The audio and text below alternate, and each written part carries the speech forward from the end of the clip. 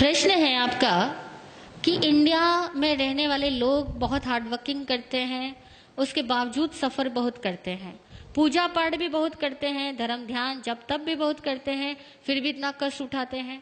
और फॉरेन में रहने वाले लोग इतना कोई पूजा पाठ जब तब करते ही नहीं है और उनकी लाइफ कुछ इस टाइप की है कि वो बहुत कम कष्ट उठाते हैं और बहुत जल्दी सफलता पा लेते हैं।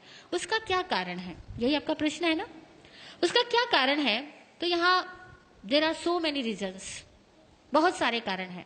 पहली बात तो यह कि भारतीय आदमी के सोच का तरीका ही दूसरा है और आउट ऑफ इंडियंस के सोच का तरीका ही दूसरा है। हमारे यहाँ पर हर सोच में स्पष्टता का अभाव है, क्लैरिटी नहीं है। हम लोगों के यहाँ विजन की क्लैरिटी नहीं है। मैंने कल भी एक एग्जाम्पल दिया था। यहाँ हम लोग क्या करते हैं, सुबह पूजा पाठ करते हुए धन की निंदा करेंगे, मोह माया की निंदा करेंगे, इन सबको दुख का घर बताएंगे, इन सबको खारा जहर बताएंगे और 2 घंटे बाद इस खारे जहर को पाने के लिए सारे जहरीले काम अपनाएंगे। सच बोल रही हूं या नहीं? हमारे यहाँ विजन की क्लैरिटी नहीं। आप चाहते क्या हो, स्पष्ट तो बनो। फॉरेन के आदमी के पास में ये फॉर्मेलिटीज नहीं है, वो उसका विजन क्लियर है। पैसा चाहिए तो पैसा चाहिए। हमारे यहाँ पैसा भी चाहिए और पैसे को वो क्या, हाथ का मैल, पैसा तो हाथ का मैल है, ऐसा भी कहेंगे। यार लक्ष्मी का अपमान भी करेंगे, लक्ष्मी भी चाहिए। कैसे चाहिए, कैसे मिलेगी? इसी तरह से घर वालों का प्यार भी चाहिए और बात बात में घर वालों को डांटेंगे, उनकी इज्जत खत्म करेंगे और उनको ये फील करवाएंगे कि तुम तो कुछ समझदार ही नहीं हो, जो समझदार हो वो तो मैं ही आदमी हूं बस। अब बता घर में कैसे प्रेम रहेगा?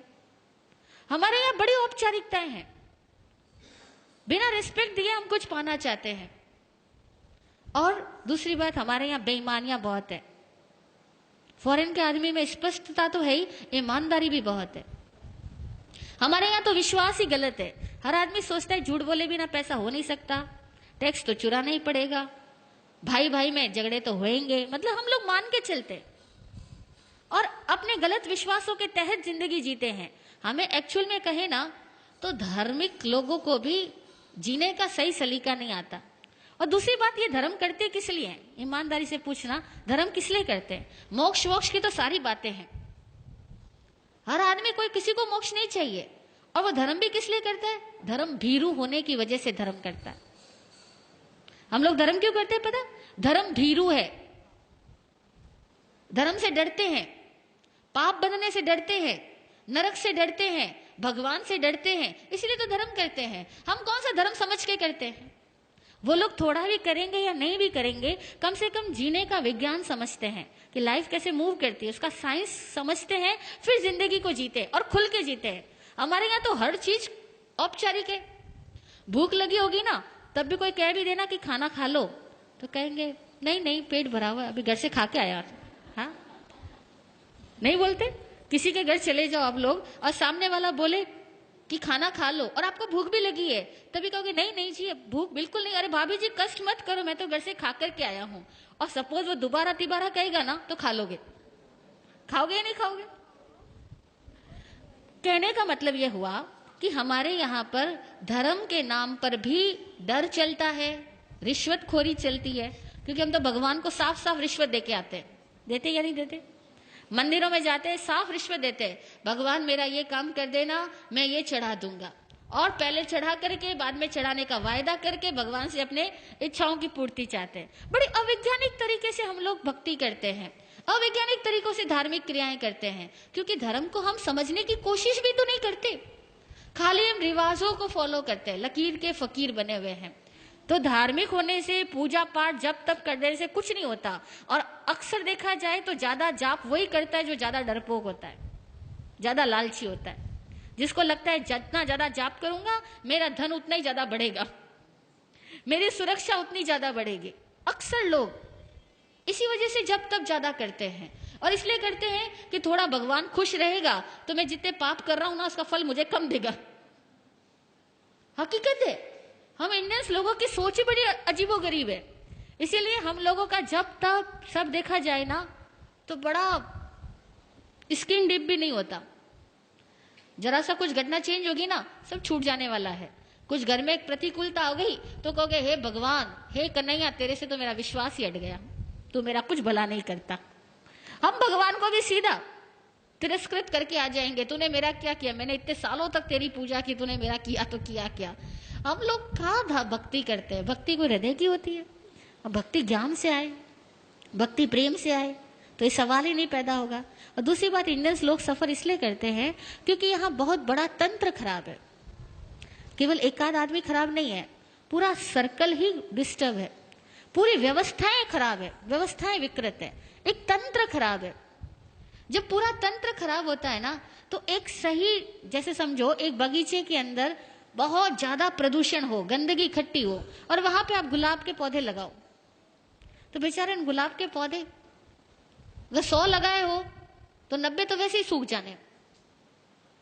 वो गंदगी उनको पनपने नहीं देगी, खिलने ही नहीं देगी। और 10 लग भी गए तो उनकी खुशबू नहीं फैलने देगी, क्योंकि 100 गंदगी के ढेर और 10 गुलाब के फूल रख दो तो खुशबू आएगी या बदबू आएगी। तो हमारी इंडिया में तो प्रॉब्लम यह है कि 100 तो गंदगी के ढेर लगे हैं और 10 गुलाब के फूल हैं।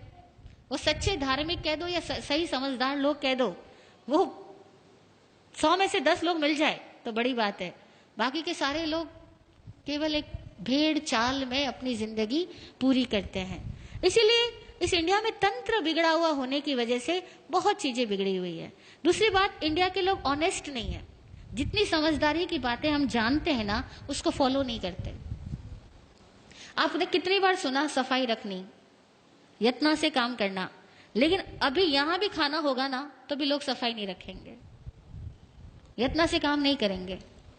कितनी बार सुना होगा अपना काम खुद करना। बच्चों को हम कहते हैं अपना काम खुद करना, लेकिन आप इतने बड़े हो गए, आप भी यहां से जाओगे ना, कोई लोग ये नहीं सोचेगा कि कुर्सी का ढेर पड़ा, अपनी कुर्सी उठा के उसी पे रखूं।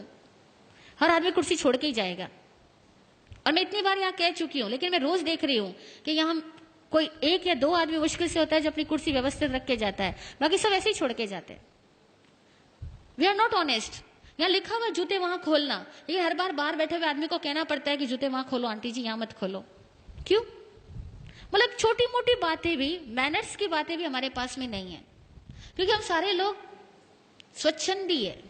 शास्त्र में एक वर्ड आता है स्वच्छंदी, मनमानी करने वाला।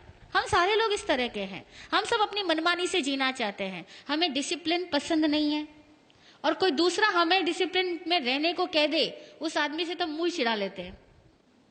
उस आदमी से तो अपनी दूरियां बनाना शुरू कर देते हैं, क्योंकि इसने मुझे कैसे कह दिया। हम वहां जाना ही बंद कर देंगे। ईमानदारी की बात है, ये हम साधु इसलिए आप हमें माफ कर रहे हो, बाकी कोई और आदमी आकर के आपको कुछ कह देना, अनुशासन के नियम यहाँ पर, आप कहोगे इस जगह जाना ही नहीं दोबारा। सच है। इसीलिए आसान नहीं है। इंडियंस लोगों को अपने आप को पहले ईमानदार बनाना होगा, अपनी सोच को वैज्ञानिक बनाना होगा, और अपने हर कार्य को सही तरीके से करने की कला सीखनी होगी। तब कहीं जाकर के इंडिया फॉरेन कंट्रीज के लोगों की तरह एक सुलझी हुई जिंदगी जी पाएगा। और कम से कम हमारे यहाँ साधु संत भी, सॉरी टू से, गुस्ताखी माफ, मिच्छामि दुक्कडम, साधु संत भी लोगों को जीने का सही तरीका नहीं बतला पाते हैं। वे भी लोगों को डराते हैं अथवा लालच से भरते हैं, और साधु संतों के कारण भी हमारे समाज की सभ्यताएं विकसित नहीं हो पाती। और ये भी एक बहुत बड़ा कारण है कि साधु संत खुद भी समझदार नहीं होने की वजह से इतनी सारी पब्लिक के लेवल को रेज नहीं कर पाते, और फिर जो वाकई समझदार लोग हैं वो साधु संतों के पास आना भी पसंद नहीं करते।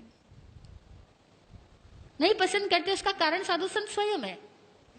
तो दुनिया में भारत में इतने ज्यादा सन्यासी है, इतने ज्यादा साधु लोग हैं हर धर्म के अंदर।